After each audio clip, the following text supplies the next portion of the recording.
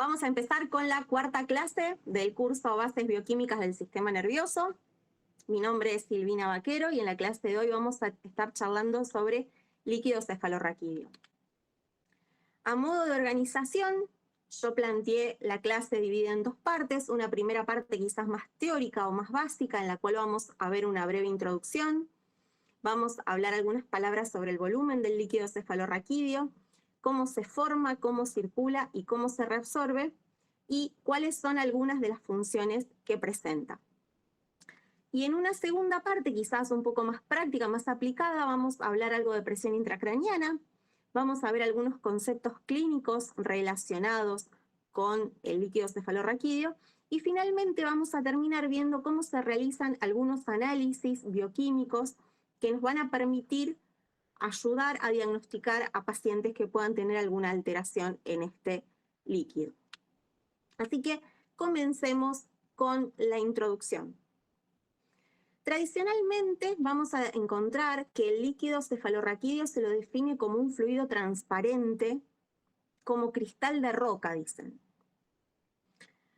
Y este líquido va a bañar el encéfalo y la médula espinal y presenta múltiples funciones. Acá les presento una imagen de un cuarzo, que es el cristal de roca. Realmente la imagen no hace justicia a la belleza y al brillo que tiene esta piedra. Si alguna vez tienen la posibilidad de ver algún cristal de roca, van a ver que no se parece mucho a esta foto, pero sí quiero que recuerden que el líquido cefalorraquídeo es así bien transparente y con un poco de brillo, un brillo característico que asemeja a esta piedra. En cuanto a su volumen, nosotros sabemos que contribuye al 10% del volumen intracraneal. Este porcentaje se va a mantener relativamente constante a lo largo de la vida. Sin embargo, el volumen nominal, o sea, los centímetros cúbicos, van a variar a lo largo de la vida, acompañando el crecimiento del sistema nervioso.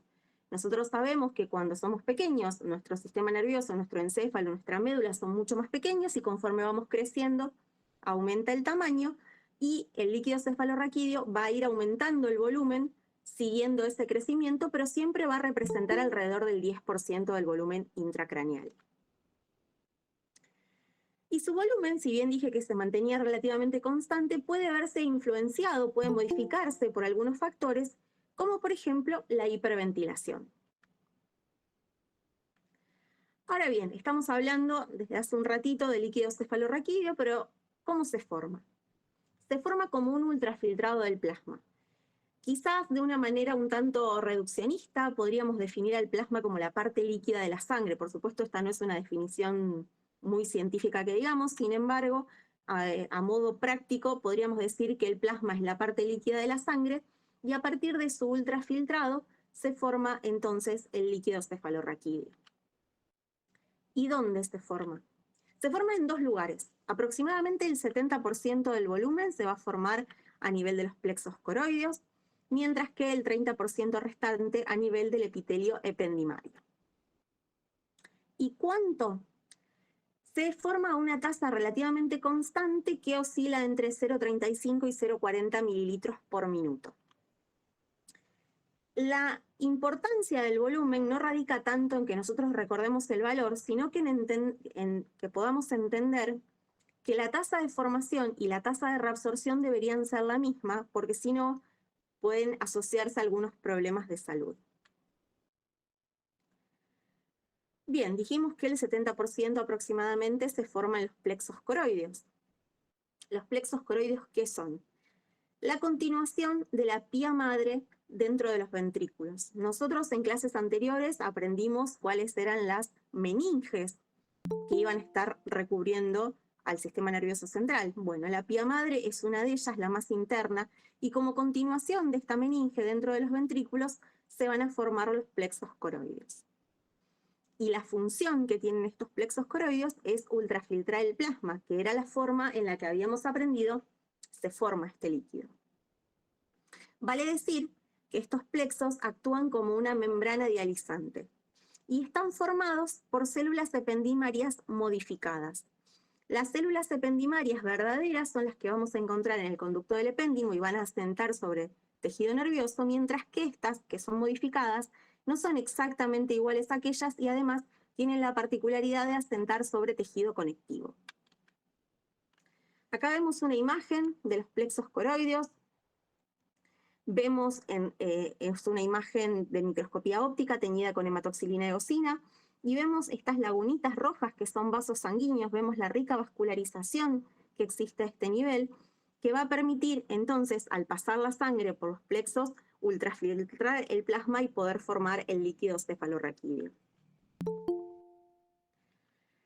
El 30% restante dijimos que se formaba en el conducto ependimario.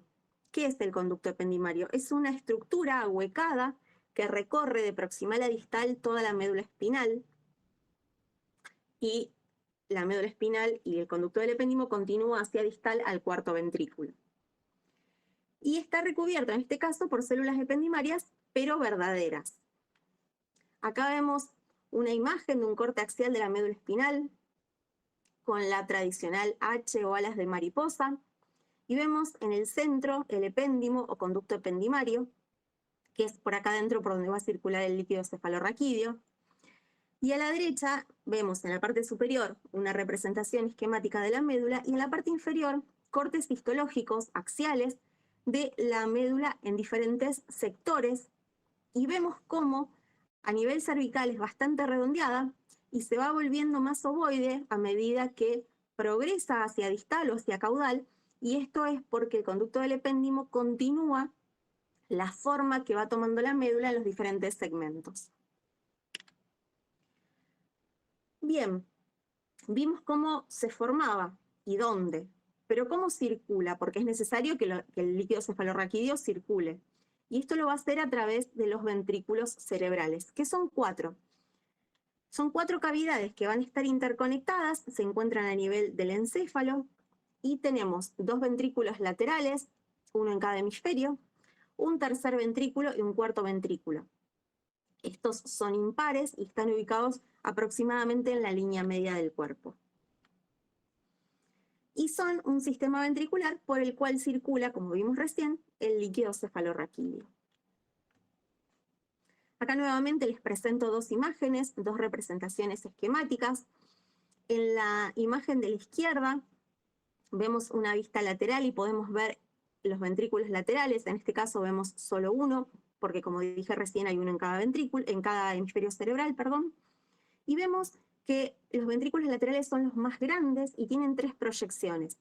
Una proyección hacia el lóbulo frontal, otra proyección hacia el lóbulo occipital y otra hacia el lóbulo temporal.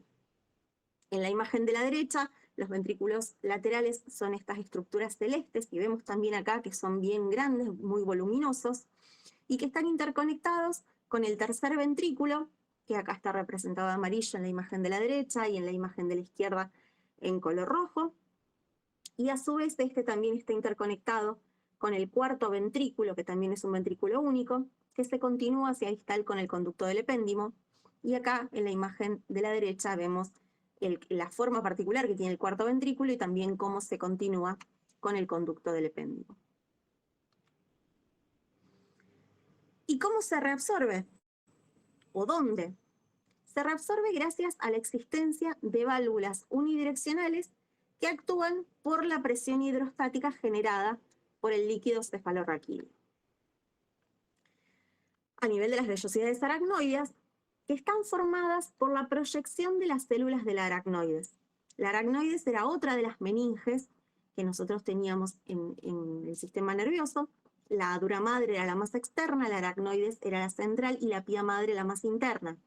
Bien, por la proyección de las células de la aracnoides se van a formar estas vellosidades que van a permitir la reabsorción del líquido cefalorraquídeo. Y estas vellosidades absorben el líquido cefalorraquídeo y van a desaguar a nivel de los senos venosos de la dura madre. Ahora vamos a ver una imagen en la cual seguramente vamos a entender mejor cómo están ubicadas todas estas estructuras. Acá vemos la piel, el tejido celular subcutáneo, el hueso que forman el cráneo. Y vemos con el número 1 la dura madre, que se desdobla en dura madre parietal y dura madre visceral. Y entre estas dos dura madres se van a formar los senos venosos de la dura madre. Y es acá donde van a desaguar las vellosidades aracnoides, que en esta imagen están representadas con el número 4, vale decir que el líquido cefalorraquídeo nace como un ultrafiltrado del plasma, circula y después se va a volcar nuevamente a la sangre donde va a ser reabsorbido. Y bien, para terminar esta primera parte más básica o más teórica quizás, vamos a hablar de algunas funciones que tiene el líquido cefalorraquídeo. Bajo ningún punto de vista estas son todas las funciones que cumple, ya que hablar de ellas sería prácticamente inviable dado la gran cantidad de funciones que se asocian a este líquido. Una de ellas es la protección mecánica del sistema nervioso, ya que va a absorber la energía producida por ciertos golpes que se pueden generar para evitar que se lesionen las estructuras nobles que forman el sistema nervioso central. También va a estar relacionada con la eliminación de desechos metabólicos y tóxicos, ya que actúa como la linfa del sistema nervioso central. Otra de sus funciones es el mantenimiento del medio interno, está muy involucrada con el mantenimiento del medio interno. También se relaciona con el transporte de sustancias, y estas sustancias pueden ser, por ejemplo, fármacos. En el caso de que nosotros tengamos un paciente que tenga una afección del sistema nervioso central, tal vez necesitemos dar un fármaco que atraviese la barrera hematoencefálica y pueda llegar al líquido cefalorraquídeo, o quizás necesitemos que no atraviese la barrera hematoencefálica y entonces, si necesitamos que atraviese y que llegue al líquido cefalorraquídeo, vamos a ver cómo están involucrados estos fármacos en la solución o en la cura de los pacientes que nosotros estemos tratando.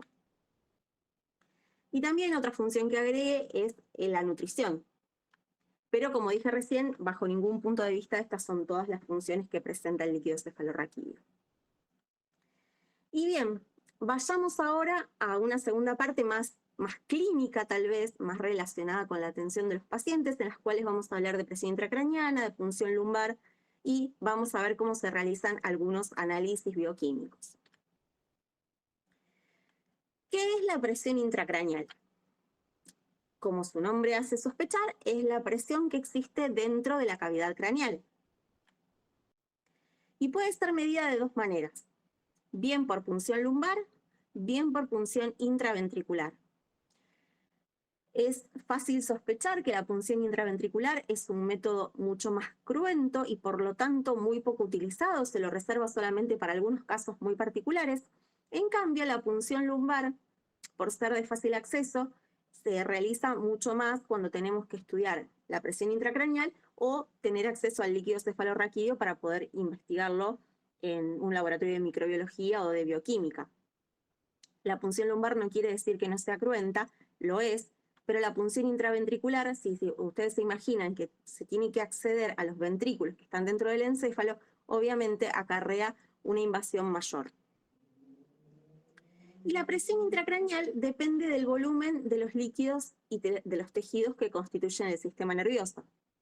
Yo dije hace un ratito que el volumen se mantenía relativamente constante y que representaba el 10% del volumen intracraneal, pero que si se formaba a una tasa mayor de la que se reabsorbe, íbamos a tener un aumento del líquido cefalorraquídeo y también un aumento de la presión intracraneal.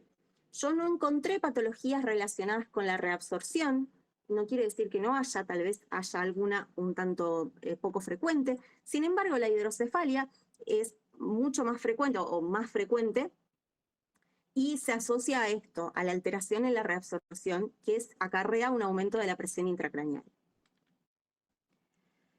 Entonces, la presión intracraneal va a estar regulada por la absorción de líquido cefalorraquídeo en las vellosidades aracnoideas.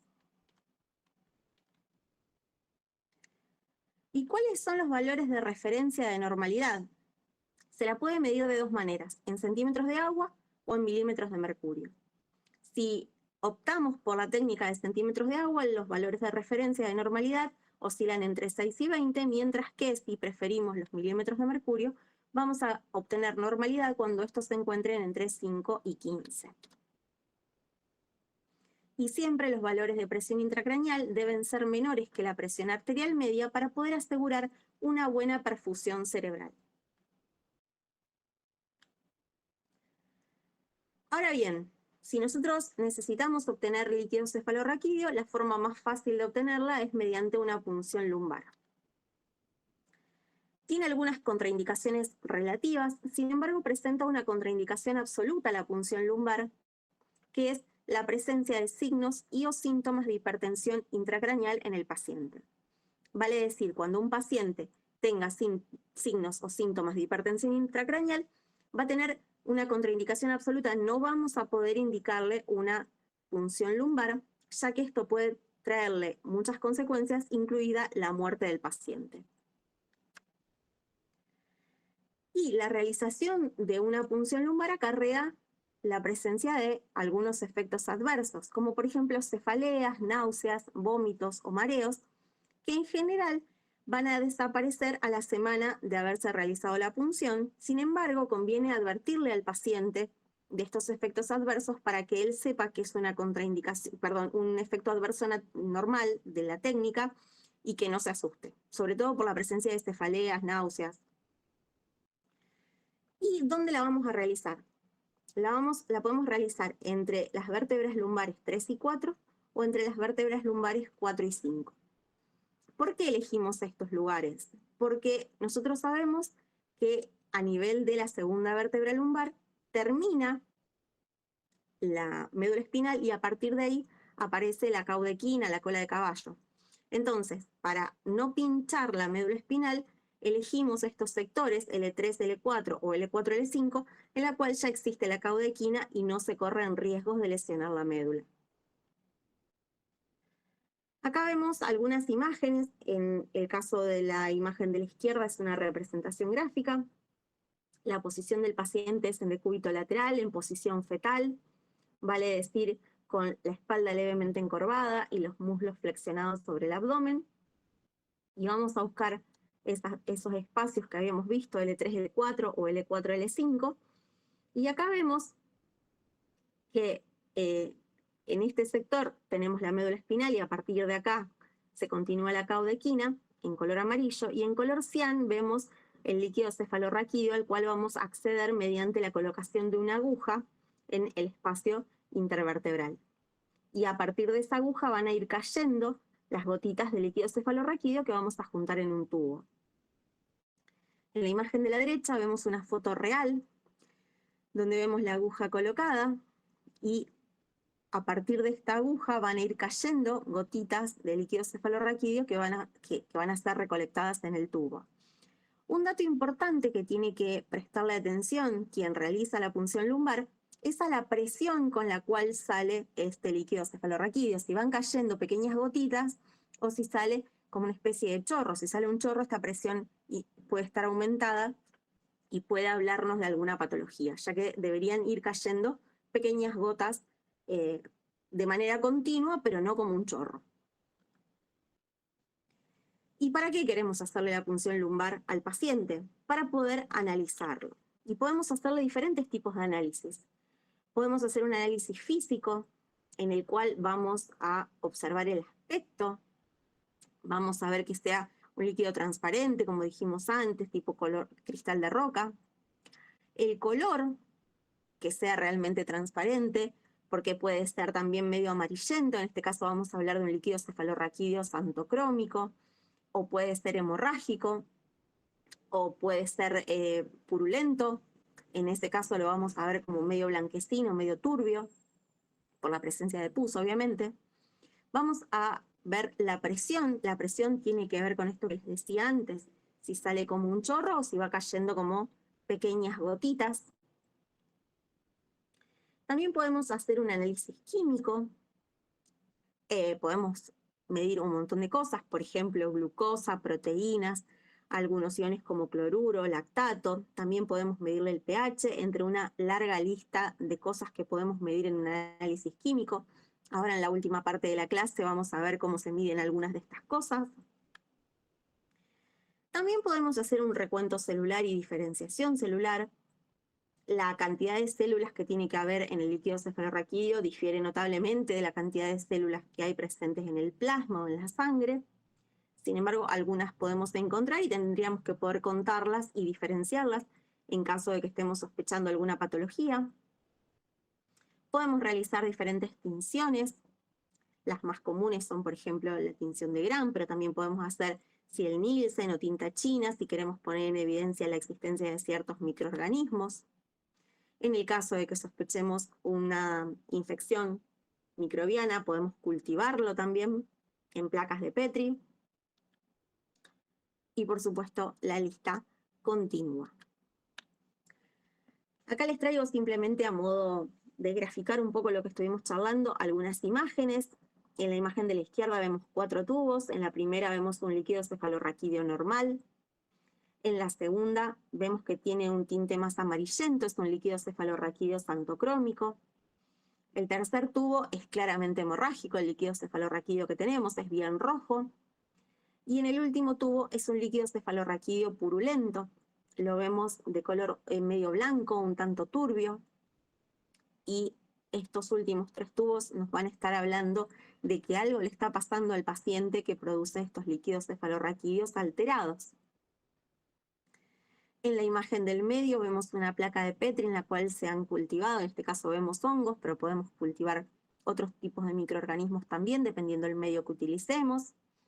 Y en la imagen de la derecha vemos un frotis en la cual se ven algunas células, algunos eritrocitos, algunos linfocitos.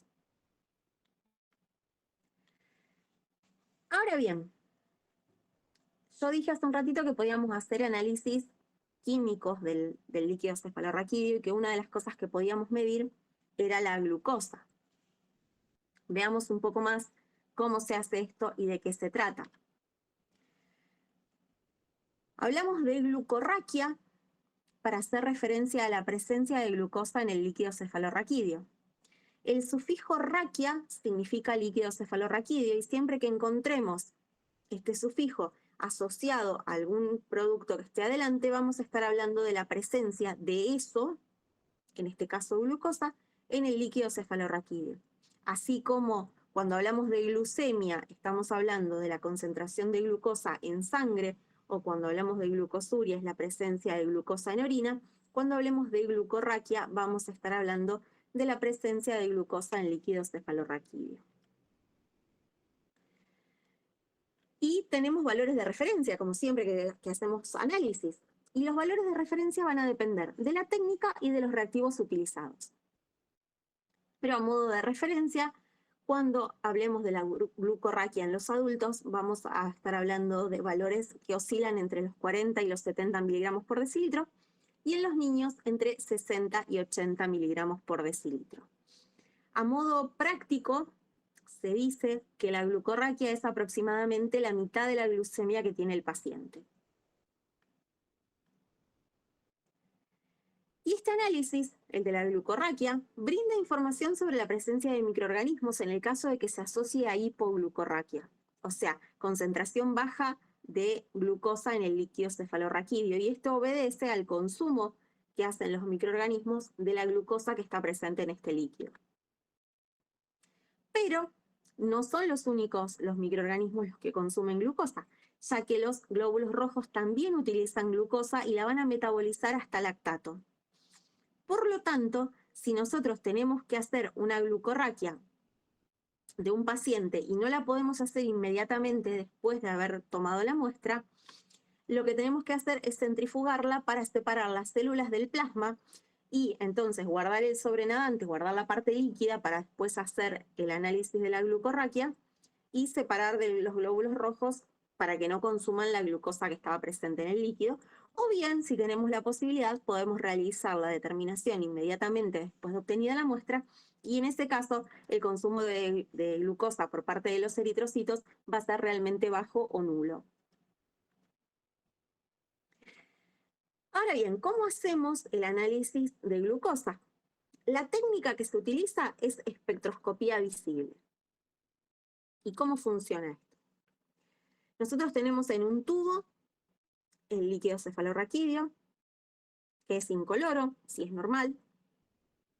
Le vamos a agregar un reactivo que también es incoloro en este caso, y cuando ese reactivo reaccione con todas las moléculas de glucosa que están presentes en el líquido cefalorraquídeo, se va a tornar de color rojo. Y va a ser tanto más rojo cuanto mayor sea la concentración de glucosa que presente la muestra. Sin embargo, uno no puede decir, bueno, no, está bastante rojo, tiene bastante glucorraquia. Tenemos que brindar un valor. Para eso vamos a utilizar un espectroscopio, que les voy a mostrar una imagen un poquito más adelante, el que tenemos nosotros en el laboratorio. De ellos hay un montón de modelos y tipos diferentes, y todos funcionan más o menos de la misma manera, pero tenemos que tener en cuenta que a simple vista no podemos decir qué tan bien está un líquido cefalorraquídeo, sino que necesitamos valernos de aparatos que nos brinden números. Bien, vimos cómo se analiza la glucosa, así muy a vuelo de pájaro, por supuesto, porque no soy bioquímica. Veamos ahora qué pasa con las proteínas. En este caso vamos a hablar de proteinorraquia, teniendo en cuenta el mismo criterio que utilizamos recién. Proteínas, raquia es el sufijo que hace referencia al líquido cefalorraquídeo, por lo tanto, la proteinorraquia es la presencia de proteínas en el líquido cefalorraquídeo. Las proteínas ya sabemos nosotros que cumplen múltiples funciones, y la concentración también se va a medir por espectrofotometría. En líquido cefalorraquídeo y en sangre existe una gran diferencia de concentración de proteínas. En la sangre estamos hablando de concentraciones en el orden de los gramos por mililitro, mientras que acá estamos hablando del orden de los miligramos. O sea, la concentración en líquido cefalorraquídeo es mucho menor. Los valores de referencia, que pueden variar dependiendo de la técnica analizada, pero en general oscilan entre 20 y 45 miligramos por decilitro. La técnica de medición es la espectroscopía visible, vale decir, vamos a notar un cambio de color, que lo vamos a poder ver a simple vista. ¿Y cómo es en este caso? En este caso es un tanto diferente al de la glucosa, aunque no tanto. Partimos de un tubo con líquido cefalorraquídeo, en este caso es un líquido cefalorraquídeo transparente. A este líquido cefalorraquídeo le vamos a agregar un reactivo que se va a tornar de color azul. Sin embargo, este reactivo es útil, y acá se terminaría la medición, si nosotros queremos estudiar proteínas en la sangre, por esto que yo les decía que la concentración es mucho mayor. Sin embargo, para estudiar el líquido cefalorraquídeo, como la concentración es menor, tenemos que agregar otro reactivo que la va a tornar también de color rojo casualmente. Y de esta manera, o este es el tubo que finalmente vamos a poder medir para conocer la cantidad de proteínas que tiene. Ahora bien, analizando este tubo, midiendo este tubo, yo voy a conocer el recuento de proteínas totales que hay en esta muestra. Pero sabemos que hay muchas proteínas que pueden estar presentes en el líquido cefalorraquídeo, y con esta simple medición, con esta simple técnica, no puedo conocer cuáles son esas proteínas y en qué concentración está cada una de ellas. Acá simplemente tengo el recuento total. Si yo quiero saber la concentración de cada una de esas proteínas, tengo que recurrir a otra técnica. En este caso, la técnica se denomina electroforesis, que se define como el fraccionamiento proteico basado en la aplicación de un campo eléctrico y la carga y los diferentes pesos moleculares de cada proteína. Veamos un poco cómo es esto. Cuando nosotros hacemos un proteinograma, la electroforesis, no un proteinograma, electroforesis, vamos a tener esta tira. Cada una de estas bandas, el grosor y el color van a estar asociados a la cantidad de proteínas que presentan, y estas bandas se asocian cada una de ellas con un tipo de proteínas. Vemos a simple vista que la banda número 2, que es la albúmina, es la que está en mayor concentración porque es el color más oscuro, más intenso, y además tiene el grosor más ancho, más grande. ¿Y cómo hacemos la electroforesis para obtener esta imagen que vimos recién? Estos recuadros celestes representan ser vidrios, este entramado verde es un gel, En la parte superior vamos a colocar la muestra de líquido cefalorraquídeo, donde están las proteínas, que sabemos que en su mayoría, pH fisiológico, tienen carga negativa. Entonces vamos a colocar al lado una batería, teniendo la precaución de tener el polo negativo hacia arriba, donde nosotros ponemos la muestra, y el polo positivo hacia abajo, para intentar que por diferencia de cargas las proteínas vayan bajando.